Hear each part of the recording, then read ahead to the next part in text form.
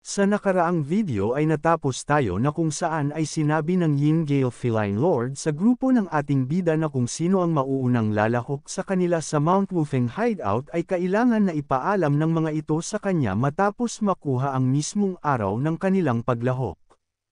Ngunit sa isip nito na sa totoo lamang ay nasa kanila ang desisyon, at sinabi niya lamang ang lahat ng ito sa kanila, ngunit nakakatawa ito kahit para sa kanya. Ngunit masaya namang sinabi dito ng kanilang pinuno na kung bakit pa ba nito tinatanong sila kung alam naman na mismo nito ang kanilang sitwasyon. Matapos na sabihin nito ang kanilang panapos na lalaban ay ang lahat ay nagtinginan kay Yeonjuka. Ngunit tinanong naman sila ng ating bida na kung ano pa ba ang kanilang ginagawa at bakit hindi pa sila kumain kasama siya, at tinatanong na kung gaano ba kaimportante itong bumisita sa kanila. Sa isip naman ng Feline Lord na ang isang ito ay hindi talaga nabigo na ibigay ang kanyang inaasahan at ang kanyang kawalang galang ay parehas na parehas pa din, dagdag pa nito na kung hindi siya mananalo sa isang ito, ay gagawin na lang niya ang lahat upang hindi nito magawa pa ang makasali sa Bandit Union Tournament. Kinaumagan, ay malakas naman na pinukaw ang atensyon ng lahat sa pagsigaw ng malakas ng kanilang pinuno sa Bandit Union. Sabi niya na mula sa puntong ito ay hindi na sila maituturing pa na mga hamak na bandido. Sabi pa nito na nilagpasan pa nila ang mga 9 sects, at lumalaki pa upang tawaging ang pinakamagiting na sect sa buong mundo, at walang kahit isa na mula sa Order sect at demonic factions ang maari silang maliitin pa. Kaya naman ay sinabi nito sa lahat ng bandido na ihanda na nila ang kanilang labis na golek, dahil ang Bandit Union na matagal nilang hinintay ay ngayon ay magsisimula na. Matapos na simula ng Chief Officer ng Bandit Union na si Wu Jiumyang ang pagbubukas ng kompetisyon, ay nagkaroon naman ng malakas na ingay sa buong lugar. Kaya naman, ang unang araw ng Bandit Union Tournament, ang Combat Tournament ay pumili ng 10 mga scouts at mga guardian, na mula sa mga bandido sa buong mundo, ay nagsidatingan na.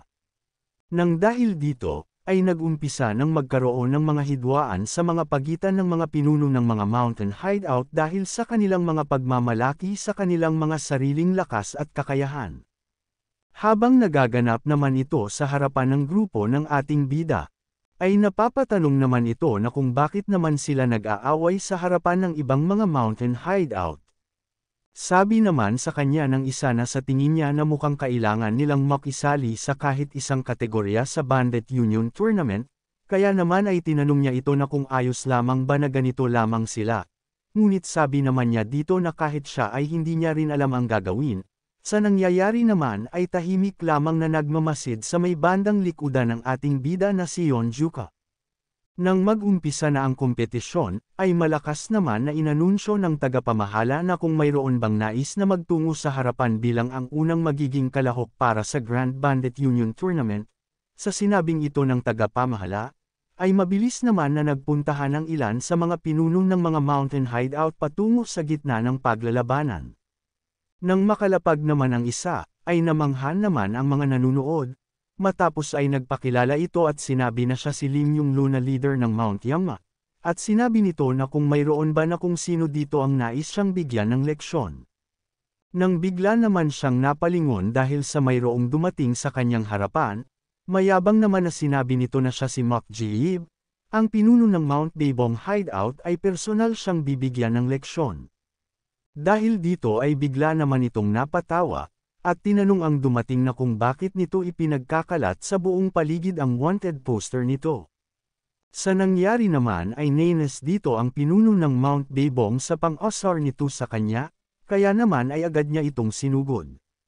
Sa nangyari naman ay nasiyahan dito ang kanilang pinuno sa Bandit Union dahil sa mukhang mayroong napaka-interesadong mga kalahok ang mag-uumpisa ng kompetisyon. At habang papasugod naman ito, ay sinabi nito na pagsisisihan niya ang ginawa niyang pangungutya sa kanya sa harapan ng kanilang pinuno ng Bandit Union, kaya naman ay agad nitong ginamit ang kanyang ipinagmamalaking teknik, ang Massacring Divine Sword Technique, na agad naman na sinagot din ng isa pang atake at ito ay ang Flying Dragon Assault. Nang magtama ang atake ay agad naman na napalibutan ng kadena ang pinuno ng Daebong hideout sa kanyang leeg, at nagresulta sa kanyang pagkakatalo. Matapos ay mabilis naman na may sumunod at nagpakilala na siya ay ang humble killing ghost at nais din siyang turuan nito. Nang bigla naman na may nagpakilala upang tapatan siya at ito ay si Du Salmyung, matapos ay nagsabayan ito ng kanilang teknik na Madman Slaughtering Fist at ang 9 Strengthened Kicks. Sa nakitang ito naman ang isa sa 12 demonic kings ng Bandit Union na si Ghost Shadow Lord, ay napasabi na lang ito na pinayagan nila ang lahat ng mga gustong sumali sa kanila upang bitbitin ang kanilang pangalang Bandit Union, ngunit upang mapalawak lamang ang kanilang kapangyarihan, at ang nasasaksihan niyang ito ngayon ay parang nag-aaway lamang sa kalye. Sa kabilang banda naman ay tuloy-tuloy naman sa pag-inom ng alak ang Yin Gale Felan Lord. Matapos ay sinabi ng kasama nito na siya mismo ay interesado na makita nito na labanan muli ang batang tinutukoy niya na nagmula sa Mount Wufeng hideout, dagdag pa nito base sa kung paano niya makita itong maglasing, ay mukhang may natutunan itong kakaibang secret technique. Sabi naman niya dito na kung secret technique ba ang tinutukoy nito ay mali siya, ngunit maari niyang masabi na mukhang ganun na nga. Sa isip nito habang pinagmamasdan ng grupo ng ating bida mula sa malayo, ay noong nakarang gabi, ay ginawa niya ang pinaka-epektibo at nakamamatay na secret technique, laban sa mga mahihinang utak, at aruganteng mga bastardo ng Mount Wufeng hideout. Noong nakaraang gabi, sa lugar ng grupo ng Mount Wufeng hideout, ay sinabi ng Yin Gale Lord na gaya nga ng kanyang inaasahan na sila ay makikilahok din sa magaganap na Bandit Union Tournament. Napatanong naman dito ang ating bida na kung maging siya ba ay sasali din. Sabi naman dito ng kanilang pinuno na kung sasali ito ay maari siyang manalo sa Bandit Union Tournament, nang bigla naman na sumingit si Yin Gale Lord at sinabi nito na kung ang pag-uusapan ay ang kanyang talento, ay siya na mismo ang makakapagpatunay na mas malakas siya sa lahat. Subalit dagdag nito na ang tournament na ito ay hindi lamang patungkol sa pakikipaglaban sa ibang mga mountain hideout, ito ay isang okasyon upang makapili at makakuha sila ng kung sino na maaring mailagay sa importanteng posisyon sa Bandit Union, at kapag nagpakita ito ng magandang resulta sa tournament ay sa huli ay magtatrabaho ito bilang gwardya. Subalit ang tunay na problema ay dito pa lamang mag-uumpisa, dahil ang posisyon na iyon ay ang trabaho ay ang bisitahin ang mga mountain hideout ng Bandit Union sa buong kalupaan. Sabi naman dito ni Yonjuka na kung ganun pala ay hindi sila maaring bumalik sa Mount Wufeng hideout kapag matapos na ang tournament na ito. Sinang-ayunan naman niya ito, at sinabi na kung sa tingin ba niya na ang paghawak sa alinmang posisyon sa Bandit Union ay isang madaling gawain lamang ay nagkakamali siya. Dahil sa kailangan niyang maglakbay sa mga mapanganib na mga lugar, at madami siyang kakaharaping mga problema sa kanyang mga madadaanan, at walang makakapagsabi kung hanggang kailan ito matatapos, maaring 1 taon o hindi kaya ay mas madami pa. Sabi pa nito na hindi lamang iyon, tinanong niya sila kung sa tingin nila kung hanggang kailan sila nakakasigurado na ang kanilang mountain hideout ay magiging payapa nang wala ang 10 bayani ng Mount Wufeng. Sabi pa nito na ibubukod siya sa mga ito upang gampanan ang kanyang misyon, at ang kanyang mga kapatid sa bandido ay kakailanganin na pabalikan sa kung saan sila nararapat. Dahil dito ay nilinaw nito sa Yin Gale Felan Lord na kung ang ibig sabihin ba nito ay maari siyang mahiwalay sa kanyang itinuturing na pamilya, matapos ay bigla naman na nakaramdam ng galit ang kanilang pinuno, at maging ang iba pa nitong mga kasamahan, at sa isip nila na ito pala ang dahilan ng kanyang pagpunta dito. Sa nangyari ay masayang-masaya naman dito si Yin Gale Felan Lord sa nakikita niyang reaksyon ng mga ito. Sa isip naman ng kanilang pinuno na ang lahat ng mga sinabi nito ay totoo, maging si Yang Gak ay ganito din ang nasa isip na walang kahit na anong sinabi ito na hindi totoo. Nang bigla naman na ibinagsak ni Yonjuka ang kanyang kamay sa lamesa, dahil dito ay napalingon naman ang lahat sa ating bida.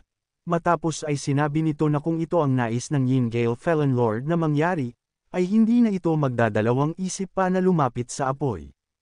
Nalulungkot naman itong napapaisip dahil sa nakakuha na ito para sa kanyang sarili, ng isang totoong pamilya, at mukhang mamumuhay sila ng magkalayo kung sakali na magiging guardian siya ng Bandit Union. Nang bigla naman na pinutol ng kanilang pinuno ang pag-iisip ng lahat at tinatanong kung anong mayroon sa kanila, Baka may mag-isip na si Yeonjuka na ang nakatalaga bilang guardian, dahil kailan pa ang mga malalakas na tao mula sa Mount Wolfeng hideout ay naging interesado na maging isang general o ang maging guardian ng Bandit Union. Kaya naman ay sinabihan niya ang mga ito na huwag nang mabahala sa mga ganong bagay, at dahil sa nagpunta na sila sa lugar na ito ay bakit hindi na lang sila manood sa magaganap na kompetisyon at bumalik sa Mount Wolfeng pagkatapos. Dahil dito ay bigla naman na natuwa ang ating bida sa sinabing ito ng kanilang pinuno at sinang-ayunan ito, ngunit dagdag naman nito na sa totoo lamang ay nanghihinayang siya ng kaunti dahil sa magiging kapalit. Sa isip naman ng Yin Gale Felon Lord, na sa ganun-ganun lamang, ay ang kanyang secret technique ay nagawang dumurog sa kanilang mga damdamin, matapos ay muli na itong nagsaya sa kanyang ginagawang pag-iinom. Sa itaas naman ay napansin siya ng kanilang pinuno sa Bandit Union, kaya naman ay bigla itong napaisip na kung anong mayroon sa Mount Wolfeng hideout, at sa batang bandido na si Yeonjuka. Sa kasalukuyan naman ay nagpapatuloy ang kompetisyon sa ibang mga pinuno ng iba't ibang mga hideout, matapos na tumama ang Ironhead Art ng isang kalahok, ay agad naman na bumagsak ang kalaban nito sa lapag. Nang magyabang naman ito, ay napasabi na lang ang pinuno ng ating bida na hindi naman isang teknik na maituturing yun dahil sa inuntog lang naman niya sa ulo ang katapat nito. Sa nangyari naman ay nakaramdam naman ng pagkainip ang ating bida sa mga napapanood niya, kaya naman nang ito ay paalis na ay agad naman siyang tinanong ng kanyang mga kasamahan kung saan naman ito magtutungo dahil ang kompetisyon ay nag-uumpisa pa lamang. Sabi naman nito na babalik din siya dito at manunood sa mga maglalaban, ngunit hindi niya na makaya pa napigilan ang kanyang ihi, dahil dito ay agad naman na itong lumabas sa lugar ng Bandit Union Tournament. Sa ginawang ito ni Juka ay napatanong naman ang kanilang pinuno na kung bakit bitbit pa din ito ang kanyang sandata kahit na iihi lamang ito sa malapit. Sinagot naman siya ni Yanggak na mukhang plano ni Juka na putulin ang mga inosenteng puno sa kagubatan, kaya naman ay tinanong niya ito na kung ano pa ba ang kanilang magagawa pa. Sabi pa nito na ang isang halimaw na nagawang talunin ang tanyag na wudang sect elder na si Sage Chunji, ay magkakaroon pa ng interest na manood ng mga ganitong kawalang kwentang mga labanan, at sa tingin nito na wala na itong rason pa para magtagal sa lugar na ito. Dahil dito ay napasabi naman ito na hindi naman mate at tago na ang nagaganap dito ay hindi na nakakapagpasaya sa kanya. Ang Fire Dragon na bumaba mula sa kalangitan, mga malalakas na pagsabog sa kung saan-saan, naranasan na niya ang mga ganong klaseng labanan kaya siguro ay hindi na ito nagkaroon ng interest sa mga nagaganap na paglalaban ngayon dito. Nang bigla naman na nagsalita ang kanilang ikalawang kapatid sa bandido na kung saan naman sila pupusta sa mga susunod na maglalaban, dahil dito ay muling nagkagulo ang mga kasamahan nito. Kung umabot ka na sa parte ng video na ito ay maari lamang na i-click ang like at super thanks sa baba bilang pagsuporta. Maraming salamat. Matapos lamang na makalabas ni Yeonjuka sa arena ng Bandit Union, na para bang hinante nila ang perpektong pagkakataon na ito, ay may isang malaking pangyayari ang mag-uumpisa ng maganap sa loob ng arena. Habang ang dalawang mandirigma ay nagpapakiramdaman sa ikikilos ng isa't isa, ay ang lahat naman ng mga manunood sa paligid ay nag-umpisang tumahimik. Nang bigla na lang na sumugod ang isa sa pinuno ng Mount Dobby hideout, na mabilis naman din itong nadepensahan, ngunit nang magtama ito ay parehas naman na nagtagisan ang dalawa ng kanilang mga pisikal na lakas. Matapos ng sunod-sunod na pagsugod ng isa't isa, ay kitang-kita naman kung papaanong nakakalamang ang pinuno ng Mount Dobby hideout sa kanyang katapat. Kaya naman ay dahil dito ay ang lahat ng mga nanunood sa paligid ay hindi mapigilan ang mamangha at mapasigaw. Sabi naman dito ng pinuno ng Mount Wolfeng hideout ay gaya nga ito ng kanyang inaasahan sa kanilang kapatid sa Mount Dobby hideout, at ang tapatan na ito ay talagang magandang panoodin. Habang nagpapatuloy naman ang laban, ay sabi naman dito ni Yanggak na ang nagaganap ngayon ay talagang hindi inaasahan.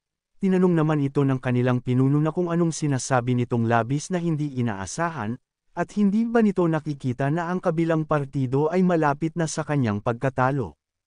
Sa isip naman ni Yanggak na mukhang iniaangat nito ang kanyang pamantayan, at kahit sila ay pinutol sa kanayunan, ay paanong dahilan na sila ay walang kaalam-alam. Kaya naman ay sinabi nito na ang ibig niyang sabihin ay ang isa na malapit ng matalo, ay ang direktang disciple sa ilalim ng Shattering Heavens Demon Lord, at isa sa 12 demonic king, ang Red-Eyed Group Lord. Napansin naman ng pinuno ng Bandit Union na ang isang iyon ba ay mula sa Mount Dobby hideout na si Limujin. Ang itsura nito ay nakakalinlang, ngunit ito ay kahanga-hanga, at ngayon ay nakikita niya na napapahirapan nito ang Red-Eyed Lord, kaya naman ay dahil dito ay bigla naman siyang nakaramdam ng galit, at malakas na napahampas sa kanyang kinauupuan. Kaya naman ay agad na napalingon sa kanya ang kanyang mga tagasunod, nagsalita naman ang isa at sinabi na hindi na nito kailangan pa na mabahala, dahil ang kanilang ikalawang kasamahan ay nagpapainit pa lamang kaya naman ay sa paningin nito ay mukha itong natatalo na, sabi pa nito na ang tunay na Bandit Union Tournament ay mag-uumpisa pa lamang kaya naman ay manood lamang sila at mag-relax. Sa isip naman ng Yingale Feline Lord na ang nagaganap na kompetisyon ngayon ay ibang-iba, at ang partisipasyon ng 12 Demonic King sa laban ay ibig sabihin lamang nito na malalakas ang mga kasali sa paligsahan. Sa nagaganap naman na labanan ay sinabi ng Red Eye na isa itong malakas na katapat upang magawa niyang makapagpainit. Sa sinabi niyang ito ay napatingin naman sa kanya ang pinuno ng Mount Dobby hideout at nagmamasid. Subalit dagdag nito na siya ay unti-unti nang napapagod sa pagsunod sa kanyang kalamangan, kaya naman ay tatapusin na niya ang kanilang paglalaban, sa pamamagitan lamang ng isang pag-atake. Matapos na sabihin niya ito ay agad naman siyang naghanda ng kanyang tinatagong teknik, at ito ay ang Sanguine Rift of the Myriad Serpent, at nang matapos na ito sa kanyang ginagawang paghahanda, ay mabilis naman niyang ipinang-atake ito sa pinuno ng Mount Dobby hideout. Sa nakitang ito naman ng pinuno ng Mount Wufeng hideout ay labis itong namamangha dahil sa napakaraming mga ahas ang papasugod sa kalaban nito, kaya naman nang tumama ito, ay napasigaw sa labis na pag-aalala ang kanyang mga kasamahan sa bandido. Napasabi naman dito si Yanggak na sa tagal ng kanilang paglalaban ay napilitan din ng isang iyon na gumamit ng malakas na atake, para sa isang pinuno ng Mount Dobby hideout. Sa kabilang banda naman ay napapangiti naman ang kanyang mga kasama sa 12 Demonic King, at hindi din nagtagal ay bigla na lang na may malakas na pagsabog ang naganap sa gitna ng arena. Ngunit sa isip naman ni Yanggak na hindi na ito nakakamangha pa para sa isang may mataas na posisyon, ang pinuno ng isang malayong hideout ay nagawa pa din na labanan ito ng pantay kahit pa isa ito sa disciple ng Shattering Heavens Demon Lord, at nagawang may palabas ang itinatagong teknik nito. At kung ang kakayahan nito ay nasa ganitong antas, at kahit pa hindi ito kasing lakas ng kanilang Yonjuko ng Mount Wufeng hideout, ay ang pangalan nito ay dapat nakilala na sa kung saan. Matapos ng malakas na pagsabog, ay mabilis naman na sinugod ito ng Red Eye upang bigyan ng pangwakas na pag-atake, kaya naman nang makakuha na ito ng tamang pagkakataon ay mabilis din niyang binitawan ito sa pinuno ng Mount Dobby hideout, at sa nangyari ay muli naman na nagkaroon ng malakas na pagsabog sa kanilang kinaroroonan. Sa kinaroroonan naman ni Yonjuka ay bigla naman itong napalingon sa kung saan dahil sa may narinig itong malakas na pagkulog sa kalangitan. Sabi nito na lumabas lamang siya saglit upang makapagpapawis ng sandali ngunit mukhang uulan pa, kaya naman ay napapasabi siya na hindi nakikisama sa kanya ang kalangitan. Sabi nito na hahayaan na lang niya ito at nagpatuloy na sa kanyang paglalakad. Nang makakita ito ng malaking puno sa kanyang paglalakad, ay sinabi nito na kung bakit hindi niya subukan ngayong araw ang kanyang natutunan. Kaya naman ay agad nitong ibinato ang kanyang sandata, at nang makuha ay agad itong naghanda upang atakihin ito. Sa isip niya na dahil sa walang mga tao sa kanyang paligid, ay hindi ito magsasanhi ng kahit na anong kaguluhan, kaya naman ay mabilis niya din na pinakawala ng ataking kanyang iniipon. Nang bigla naman na may nagsalita sa likudan ng puno at tinanong ang ating bida na kung wala naman siguro itong balak na hatiin siya sa gitna, dahil dito ay mabilis naman na narinig ito ni Yonjuka. Ngunit dahil sa naihanda na niya ito at nabitawan na ay tumama pa din ito sa malaking puno na nasa kanyang harapan, ngunit mabuti na lamang at buong lakas na pinigilan ito ni Yonjuka upang hindi maituloy ang sanang malakas na atake sa puno. Nang matapos ay tumayo naman ito at sinabi sa ating bida na sa ginawa niyang ito ay dapat ba siyang magpasalamat sa hindi nito pagpaslang ng kanyang buhay, o kaya naman ay kailangan niya natanggalin sa utak ni Yeonjuka ang kung ano ang mga tumatakbo sa isipan nito. Kaya naman kung gusto mo na masubaybayan ang ating kwento ay i-open mo lang ang notification bell pagkatapos mo na mag-subscribe.